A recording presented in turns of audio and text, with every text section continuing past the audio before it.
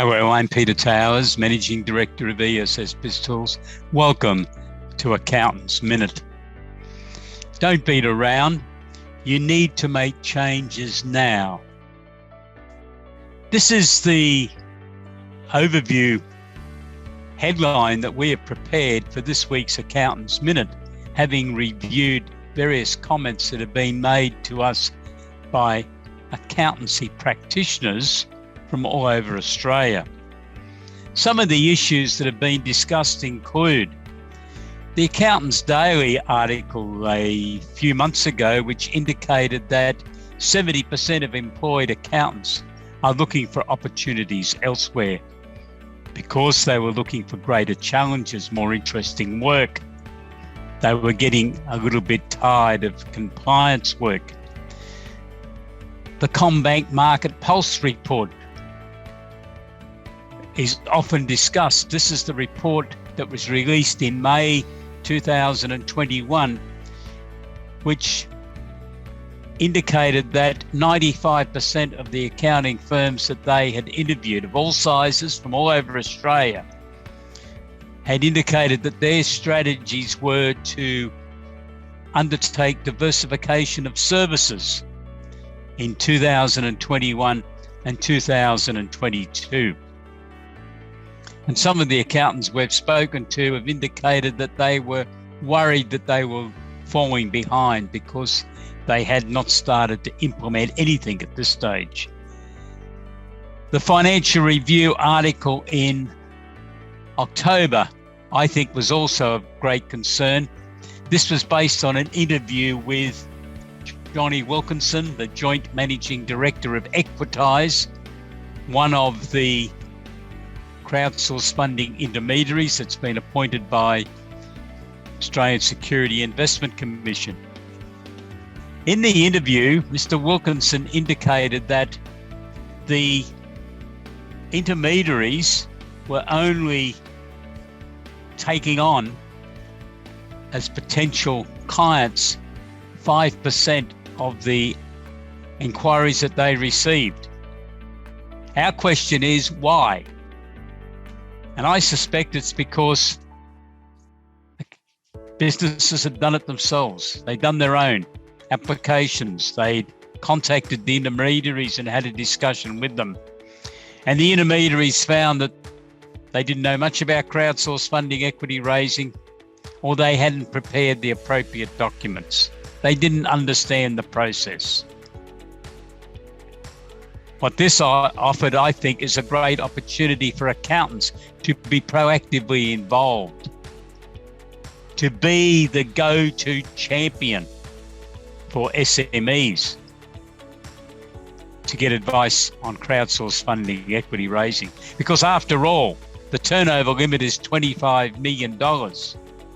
All of the applicants for crowdsource funding, equity raising are going to be SMEs. And then I also have reminded you of the comment that the accounting industry guru, Andrew Geddes, made a couple of months ago when he said, you've got to start it now, this afternoon. That comment was made by Andrew Geddes in a podcast that I recorded with him, looking at the article that had been contained within Accounting Daily about 70% of employed accountants looking for work elsewhere. And what Andrew had zeroed in on was the need for partners in accounting firms to be offering a variety of work, more interesting and challenging work to their accounting team. The other interesting factor to throw into this mix is the forecast made last week by the Reserve Bank Governor when he indicated that his expectation is that the unemployment rate will drop to 3.7%. That's been unheard of for the last 50 years, an unemployment rate of only 3.7% in Australia. I think that's going to make it very difficult for a lot of accounting firms to retain your accounting staff, unless you are very forthright in offering them challenging and interesting tasks to undertake, as well as compliance work. No one's arguing that compliance work is going to disappear. As long as we've got governments, we're going to have that. And obviously, we need it. But I think you need to be looking at the balance, looking at the mix. I think firms should be trying to get their compliance work to only 50 to 60% of their fee base, and the balance out of other services, the bulk of which would be business advisory services. I think this problem with employed accountants would then be overcome. The other problem, of course, is our research and feedback is telling us that many principals in accounting firms are getting tired of the compliance work, tired of the pressure, and also understand that many of your clients are looking for additional assistance, for additional work, and they're wondering why they can't get it. So in summary, there's plenty of challenges out there at present for you as experienced accountants to be looking to service. And the clients will pay you. The business advisors who are undertaking consulting work are very busy. There's a lot of that work, and you've already got the clients. They're in-house. I think what you've got to do is communicate with them to tell them that you're able to do these services. But before that, you have to make sure you have the resources, you've undertaken the training, you've briefed your team members so they know what's going on. One of the most important areas is following through the theme of the crowdsourced funding equity raising, whereby Johnny Wilkinson from Equitise has indicated that the intermediaries are only seriously looking at 5% of the people who contact them. Based on the figures that have been released for 2020-21, I've calculated that 1,550 companies represented that 95%, 1,550. Now, they all must have done something to justify them thinking they could get on a telephone or Zoom meeting, or maybe made a personal contact with one of the intermediaries to get their comments. Have they gone and done that because they perceived that their accountant was too busy or not interested to help them in trying to seek out crowdsourced funding equity raising? That's definitely the comment that Andrew Geddes has made in one of our podcasts. And I think that would be very unfortunate. There is an opportunity for hundreds of accounting firms to proactively get involved in assisting clients on the crowdsourced funding equity raising journey. There are 16 intermediaries appointed by the Australian Security Commission, and there can be more. 2 of them are quite busy. They've got about 84 to 85% of the market. 2 others are reasonably busy, and they basically make up 100% of the deal flow at present. The reason the other 12 intermediaries are not featuring in much information flow, I suspect is they're not getting the inquiries from qualified good candidates that the accountancy profession can assist. This is a challenge for you. I think crowdsourced funding equity raising advice and mentoring and servicing is ideal for accountants to perform. But if this profession does not accept that challenge and produce the work, and in so doing communicate to clients and prospects that you're prepared to do it, other groups will take over.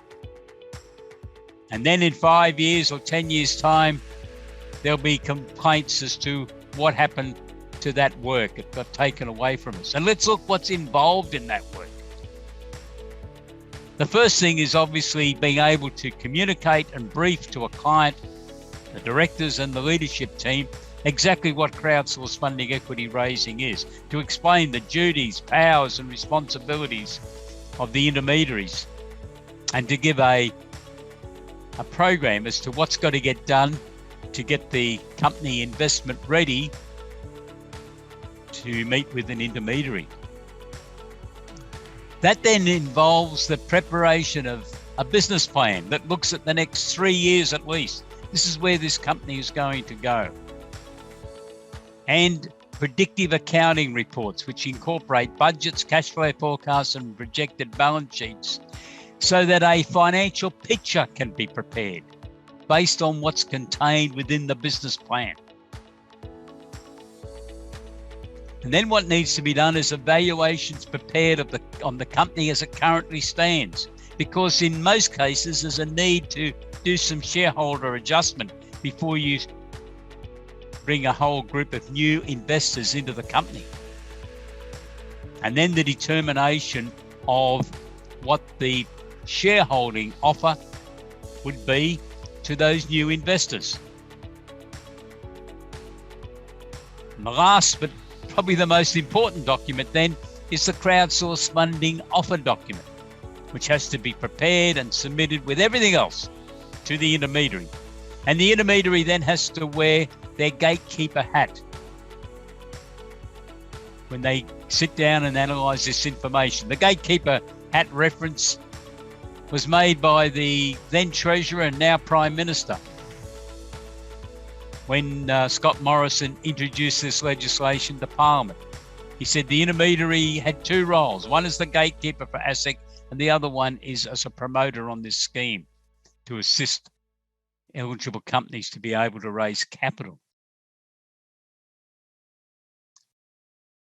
So the documents then of the crowdsourced funding offer document are then able to be uploaded to the website of the selected intermediary.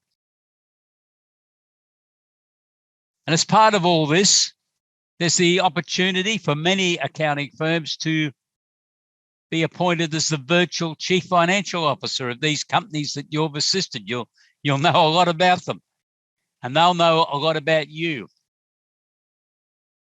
So there's a tremendous journey available to you.